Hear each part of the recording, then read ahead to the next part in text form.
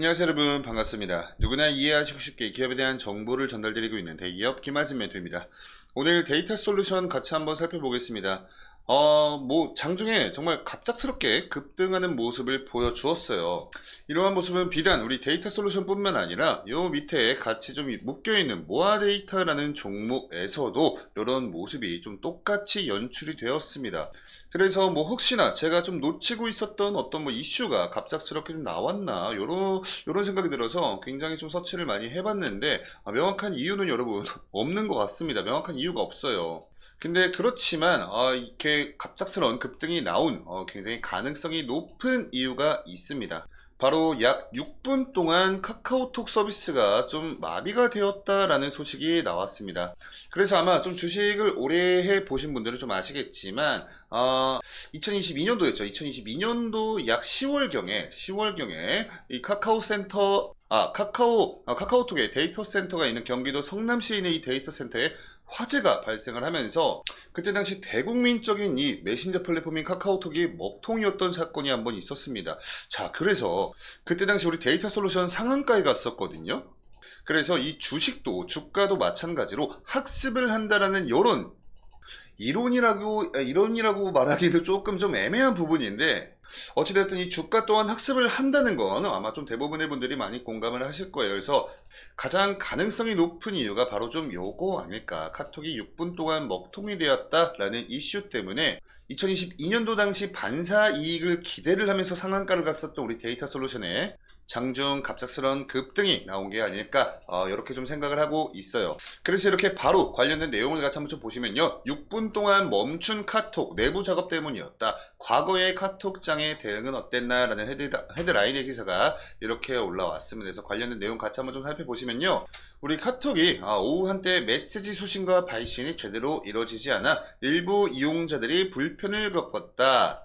그래서 오후 1시 44분부터 50분까지 약 6분 동안 일부 이용자들 사이에서 메시지 수발신이 이루어지지 않는 불안정한 현상이 발생했다고 밝혔다. 뭐 PC 버전 같은 경우에는 로그인이 되지 않았었다고 합니다. 그래서 이쪽 내용을 보시면 2022년도 10월 경기 성남 SKCNC 데이터 센터 화재에 따른 대규모 먹통 사태가 다시 한번 수면 위로 떠오르기도 했다라는 이슈가 올라왔어요. 사실 저 개인적으로 생각했을 때 이 이유가 오늘 장중 갑작스러운 급등 이유이지 않을까.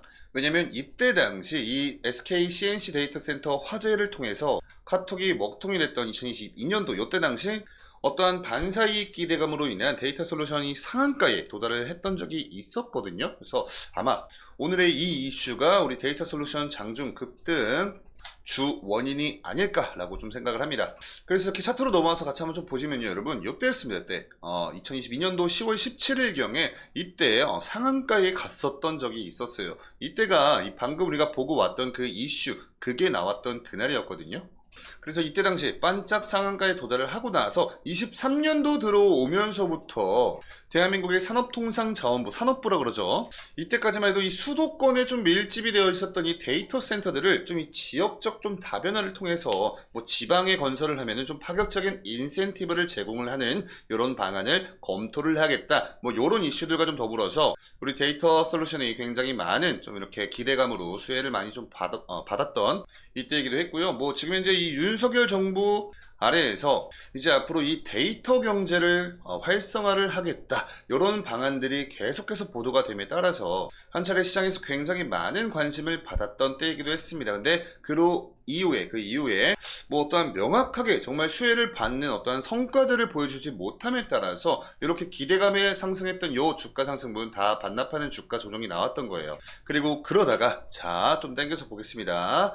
이 4월 1일을 기점으로 마이크로소프트와 오픈 AI가 이 데이터 센터에 130조 원이 넘는 요 금액을 투자를 할 것이다. 요런 이슈와 좀 더불어서 뭐 아마존 웹 서비스, 뭐 구글 뭐 할 것 없이 지금 이제 미국에 있는 이 빅테크, 글로벌 빅테크 기업들이 데이터 센터에 정말 이 사활을 거는 투자를 뭐 단행을 하겠다. 이런 이슈들과 좀 더불어서 지금의 요 주가 레벨까지 이렇게 형성이 되어 있는 것인데, 조금 더 당겨서 보겠습니다. 이렇게 놓고 보시면 오늘 장에서 여러분 이 고가 대비해서 12%가 넘는 없는 급등하는 모습을 보여주다가 윗꼬리가 쭉 달린 상태에서 지금 현재는 약 3% 정도 상승한 채로 거래가 되고 있거든요. 이걸 분봉 차트로 놓고 보시면요, 오늘도 역시나 좀 평이한 이런 흐름을 좀 보여주고 있다가 요때를 기점으로 엄청나게 갑자기 급등하는 모습 보여주셨습니다. 요거 시간 보시면 여러분 1시 45분이에요. 그래서 아까 우리가 보고 왔던 그 카톡 먹통 요때 시간대랑 좀 겹치는 모습을 보여주고 있습니다.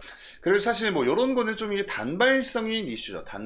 좀 단발성인 이슈이기 때문에 한 차례 좀 급등이 나왔지만 뭐 더 이상은 수급이 좀 붙어지지 못하면서 바로 좀 이렇게 좀 조정을 맞이하는 그런 흐름을 보여주고 있어요. 그래서 제가 지난번 영상에서도 말씀드렸다시피 지금 이제 좀 이 단기적인 이 박스권 흐름을 이어가고 있는 기조를 오늘 장에서도 이렇게 유지를 해 주었습니다. 딱 지지받은 구간이 요때 해가지고 아랫꼬리가 좀 살짝 꿍 달리긴 했지만 그래도 이쪽 주가 요 레벨에서 여전히 지지를 받아주고 있는 모습은 오늘 장에서 좀 확인이 되고 있고, 무엇보다 중요한 게 빨리 좀 이 이탈을 해 있는 이 단기 이평선이죠. 11선과 21선 위로 좀 올라와 주기 위해서 어떠한 재료가 하나 정도는 좀 더 나와줘야 되지 않나 이런 생각을 좀 하고 있습니다. 그리고 방금 제가 이쪽 구간에서 좀 지지를 받아주고 있는 모습을 오늘 장에서도 확인을 했다라고 말씀드렸지만, 반대로 좀 말씀드리면 저항 구간 자체가 지금 이 11선과 21선 요 근처에서 지금 이제 작용을 하고 있거든요. 그래서 우선은 좀 단편적인 관점에선 지금 이제 이렇게 좀 단기적인 박스권 요 하단 부분을 이탈을 하는지, 그게 일단은 첫 번째 관전 포인트가 될 수 있겠고, 두 번째는 반대로 요 이탈을 해 있는 11선과 21선 위로 올라와 주는 수급이 들어와 주는지, 우리가 지금 현재 이 주가 라인에서 추가적인 상승 모멘텀을 기대를 하기 위해서는 이탈해 있는 일단은 11선과 21선 복귀가 급선무이다, 이렇게 말씀드릴 수가 있겠습니다. 사실 뭐 주가의 지금 현재 이런 이 횡보 같은 경우에는 뭐 호재가 됐건 뭐 악재가 됐건 지금 어떠한 이슈 자체가 나와주고 있지 않죠. 그리고 이 데이터 솔루션 개별적인 움직임 또한 지금 현재 없습니다. 그렇기 때문에 어떠한 이 상승 트리거가 될 수 있는 이 재료 자체를 지금 현재 좀 기다리고 있는 이런 움직임이다 라고 우리가 해석을 할 수가 있는 건데, 그래도 일단 여러분 좀 불행 중 다행이 뭐냐면 지금 오늘장 이 지수 추이 자체가 굉장히 좋지 못합니다. 코스닥 지수 자체가 최근까지 요 맨 위쪽 라인인 여기가 870 라인이거든요. 870 라인,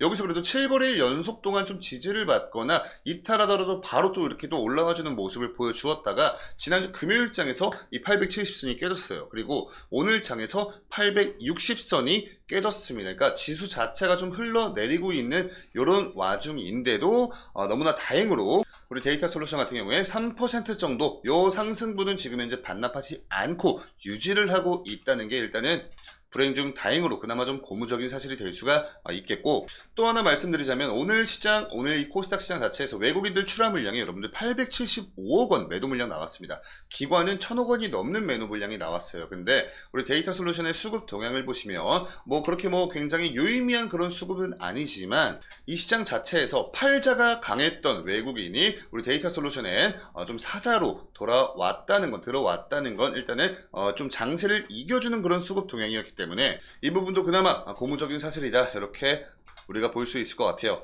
근데 그렇지만 지금 현재 이쪽 구간에서 이 단계적인 박스권 횡보를 이어가지고 있는 것 자체는 그다지 좋은 흐름은 아닙니다. 이 구간을 뚫고 다시 한번 상승을 해주기 위해서 이때 당시 시장에서 관심 받았던 글로벌 빅테크 기업들의 데이터 센터 관련 대규모적인 이런 투자, 단행 이런 소식들, 이런 부분들로 하여금 어떠한 진척성을 좀 보이는 그런 좀 성과가 있든지, 아니면 이제 여러분들 1분기 실적 발표 시즌이죠. 그래서 우리 데이터 솔루션도 마찬가지로 24년도 1분기 실적 자체가 지난번 실적에 비해 좋아지는 이런 좀 기조를 보여주든지, 끔찍하게 이러한 두 가지 요건을 좀 꼽을 수가 있겠고, 이러한 내용들 관련된 이슈나 정보들 올라올 때마다 제가 그때그때 취합해서 여러분께 브리핑을 드리도록 할 테니까 저희 데이업 채널 구독 버튼 한 번씩 부탁드리면서 저는 다음 영상으로 인사드리도록 하겠습니다. 감사합니다.